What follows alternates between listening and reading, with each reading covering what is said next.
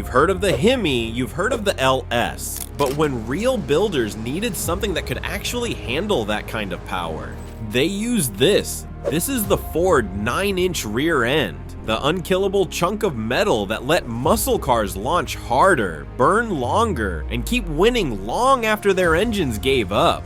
It's the secret sauce under everything from drag strip legends to 1,000 horsepower street builds. And chances are you've seen one without even knowing it. Because while everyone else was chasing horsepower, the real builders knew if your rear end snaps, it's game over. And Ford somehow built the last one you'd ever need. So let's crack open the rear end that didn't just support legends, it built them. Part 2. Why the 9-inch dominated. It started in 1957. Ford quietly dropped their brand new 9-inch differential into the back of the Thunderbird, the Fairlane, and even the Ranchero. No big deal, right? Wrong. That chunk of iron was unlike anything else on the road. At a time when rear ends were clunky, underbuilt, and hard to service, Ford did something different. They made it modular. The 9-inch had a removable center section, what gearheads now call the third member. You could yank it out, swap your gears, inspect the teeth, and slam it back in before lunch.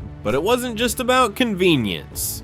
This thing was strong. The ring gear, a full 9 inches in diameter, bigger than GM's 10 bolt, stronger than most 12 bolts. The axle tubes, thick, seamless, and press fit into the center housing. And the aftermarket, about to go wild. By the late 60s, the 9-inch was standard on everything from Mustangs to Galaxies, Broncos to F-Series trucks. And by the 70s, it was being swapped into everything else, including Chevys. Why? Because nothing else could take the abuse like a 9-inch. It was overbuilt, serviceable, and nearly indestructible. And once drag racers found out how easily you could lock it down with a spool or add a nodular center, it was game over. Part 3. Built to take abuse.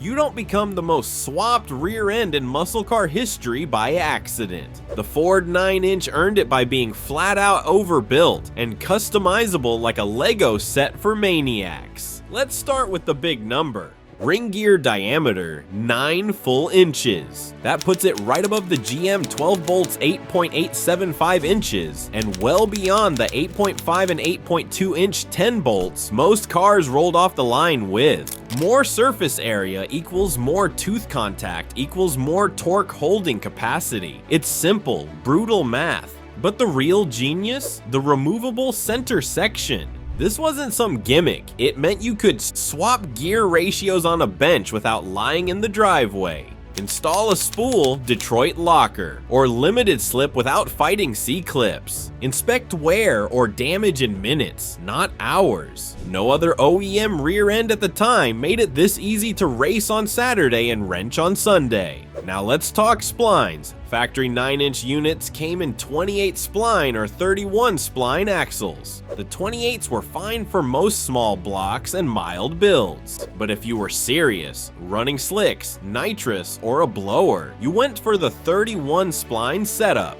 Thicker shafts, stronger twist resistance, and a bigger bearing journal. Then there's the center section itself. Most 9 inches were just cast gray iron, solid, but nothing insane. But a few, they were made of nodular iron, a higher strength alloy with superior shock resistance. If you ever see a center with a big N cast into the front, grab it. That's a nodular case and it's worth its weight in gold. You'll also find variations like Daytona pinion supports, beefier, better oiling, large bearing housings, stronger, more stable, no hump at the bottom of the housing, easier identification versus 8-inch. And just like that, you've got a rear end you can build to take 800 to 1200 horsepower reliably and service it without needing to pull the whole axle. That's why it wasn't just Ford guys running 9 inches. Camaro owners, Chevelle guys, even Mopar builds started yanking their factory setups and running adapters to bolt in a Ford 9-inch.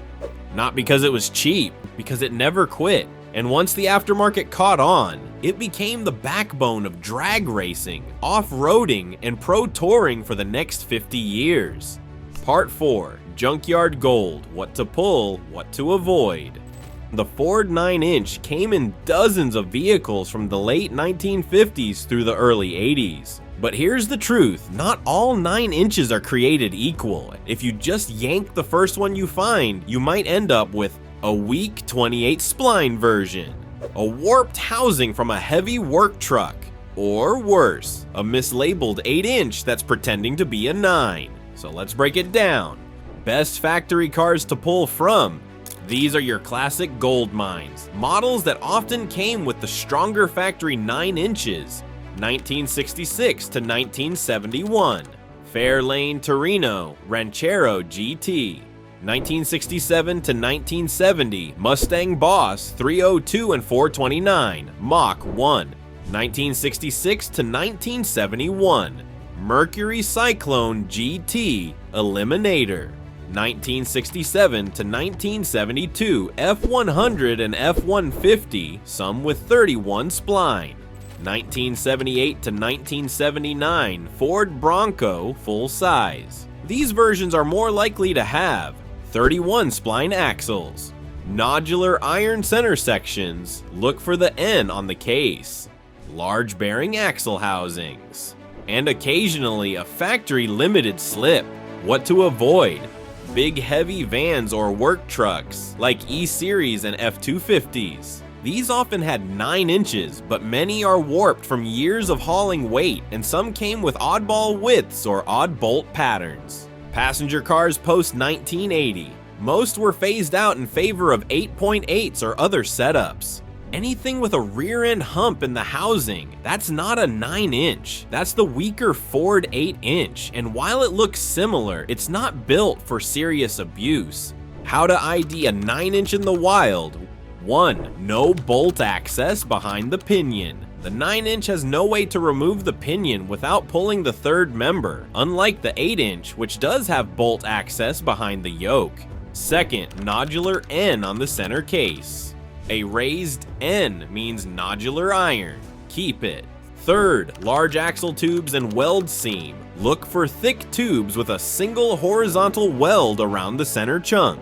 Virter tag code. If the metal ID tag is still present, you can decode gear ratios, axle splines, and original application. There are full decoder charts online. Part 5, Legacy of a Legend, Why It Still Rules. Most parts from the golden age of muscle. They vanished when emissions kicked in, when the factories downsized, when the performance arms of Detroit were gutted. But the Ford 9-inch? It didn't just survive, it multiplied. Once the factory line shut down, the aftermarket stepped in. Companies like Curry, Moser, Strange Engineering, and Yukon Gear started building brand new housings, center sections, spools, and axles, all based on the 9-inch design. And they didn't stop at restoring originals, they improved them. We're talking fabricated housings with massive bracing, 35 and 40 spline axle setups, billet pinion supports, lightweight aluminum center sections, and complete custom assemblies for drag, off-road, road course, or street freaks. No other rear end has this level of support across this many disciplines. You'll find 9 inches in, Street Outlaws drag builds, Ultra 4 off-road monsters, SEMA show cars, Pro Touring Camaros and Mustangs, restomods with LS, Coyote, Hemi, or Godzilla swaps. And they all choose the 9-inch because it just works. Need to change gear ratios overnight for a different track? No problem. Pop out the third member and slam in your new setup. Need to survive 1200 horsepower on slicks? Just step up to a 35 spline setup with a spool and chromoly shafts. Need to drive it to work the next day? Throw a true track in there and enjoy a limited slip with street manners. Even modern Ford race cars like Cobra Jet Mustangs and some GT 500 drag packages still spec a 9-inch rear, not IRS, not a Dana, the same basic design they made in 1957. That's not nostalgia, that's engineering done right. So yeah, you can keep chasing horsepower and flexing dyno sheets, but the guys who actually win, they're the ones putting the power down with a Ford 9-inch under the car. It wasn't flashy, it didn't make noise, but it outlasted the golden era, outworked its rivals, and outperformed everything thrown at it.